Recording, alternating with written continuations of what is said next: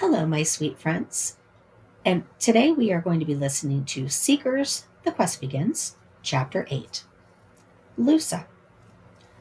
Snow had fallen overnight, leaving the ground soggy and cold as it squelched between Lusa's claws.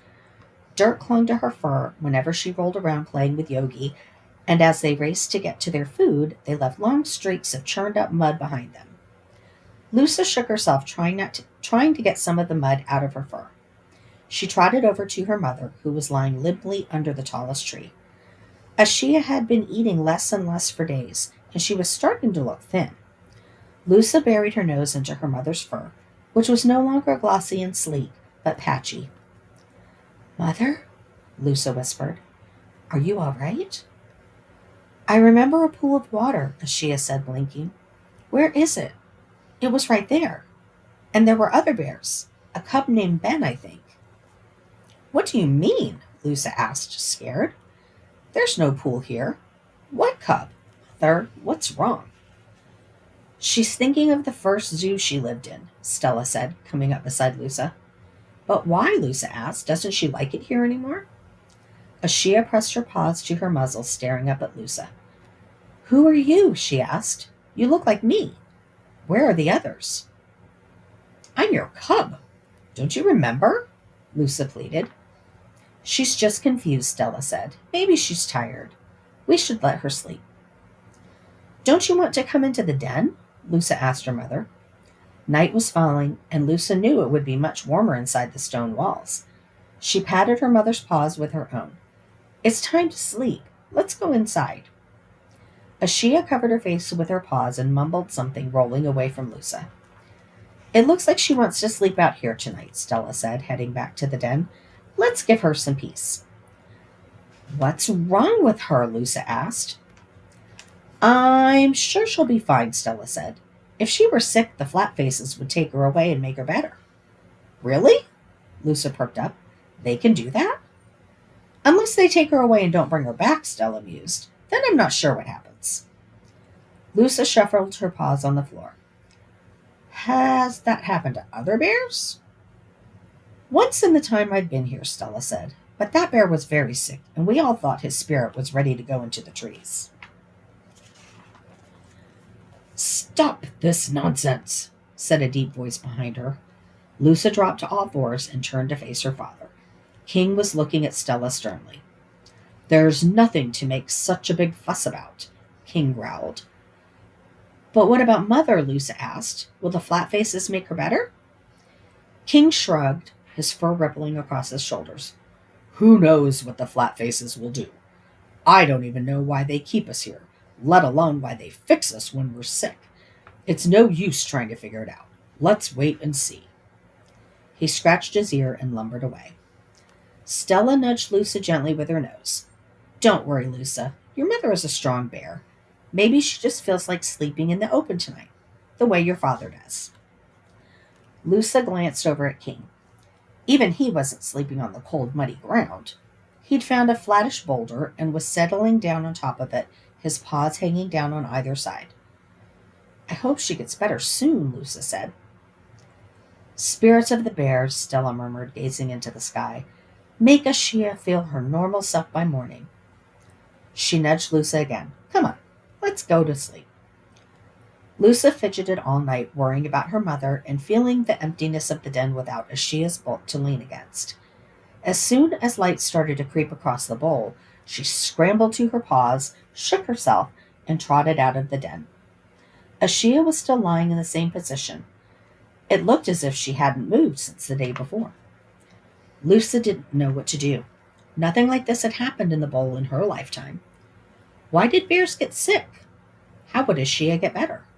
Her mother was like the boulders of the mountains, always there, always the same. If she changed, it would be like the earth vanishing from under Lusa's paws. Perhaps she'd feel better if she ate something. Lusa gathered some of the fruit the feeders had left for them and brought it over to her mother. "Mother," she said, dropping the ripe berries beside her mother's muzzle. "Lusa," Ashia whispered, pressing her paws to her belly. Relief flooded through Lusa as she saw that at least her mother recognized her. Maybe she was feeling better than last night. Mother, are you all right? Lusa asked. She nosed the berries closer to Ashia. I brought you some food. Ashia made a groaning sound and turned her face into the dirt. Mud and snow were caked through her fur, but she made no move to shake them off. She didn't even lift her head to sniff the fruit Lusa had brought. Lusa heard a rumbling sound from her mother's belly. This wasn't better. This might even be worse. Some of the feeders were leaning over the wall. Lusa scrambled over to them and stood on her hind legs, trying to get their attention. Couldn't they see that her mother was sick? One of them chuckled a little and threw a piece of fruit to Lusa. Frustrated, the cub sat down. Flat Faces never understood what you really wanted. She batted at the fruit, then abandoned it to go back and sniff her mother. Maybe if she tried harder. Lusa ran back to the edge of the bowl, stood up to look at the feeders, and then ran back to her mother. She did this a few more times, clacking her teeth to show she was frightened. The Flat Faces pointed at her and then at Ashia. They spoke in quiet, serious murmurs, like the rustle of leaves in the trees. Finally, a few of them came through the door in the wall and went over to Ashia, making gentle sounds and walking around her carefully. A tall, flat face that Lusa had never seen before came into the bear bowl. Unlike the others, he had some bushy gray fur on his face. 2 round, shiny things were perched on his nose, and his removable pelt was green. He was carrying a long black and brown stick cradled under his arm. Lusa didn't like the way it smelled, like the fence, but darker and more smoky. The other feeders brought in big poles and a roll of web stuff that turned into fence when they unrolled it. They set up the poles around Ashia and put the new, smaller fence around her. Lusa didn't realize what they were doing until they stepped away and it was too late. Now she couldn't get close to her mother. Ashia was alone inside the new fence. Lusa tried to claw at the fence to join her mother, but one of the feeders came over and shooed her away. What were they doing? Why wouldn't they let her be with her mother? Lusa backed away and then scrambled up the tree, pushing herself quickly higher with her hind paws.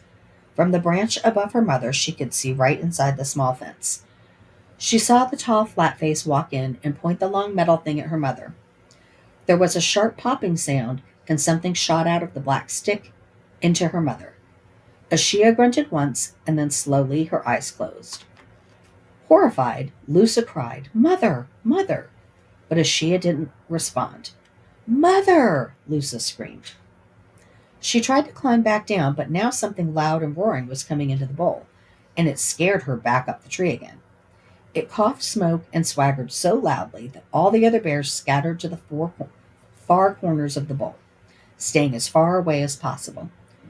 Lusa guessed that this was one of the fire beasts she'd heard King talk about. She'd seen them from the top of the tree sometimes, charging around the paths outside the bowl, but she'd never been close enough to smell the scent of metal and burning before. The feeders gathered around Ashia and rolled her onto a large, flat skin the color of the sky, but shiny like water. Each of them picked up a corner and lifted the large, limp bear.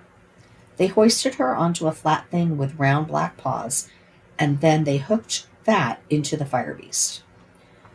With a great roar, the fire beast lurched away through the big doors at the back of the bear bowl. Lusa rushed down the tree as the doors were closing. "Mother!" she howled. The doors slammed in her face, and she stood up on her hind legs, clawing at the wall. "Mother, don't go! Wait! Please don't take her!" And that, my friends, is the end of Chapter 8. I hope you enjoyed it, and I will see you next time.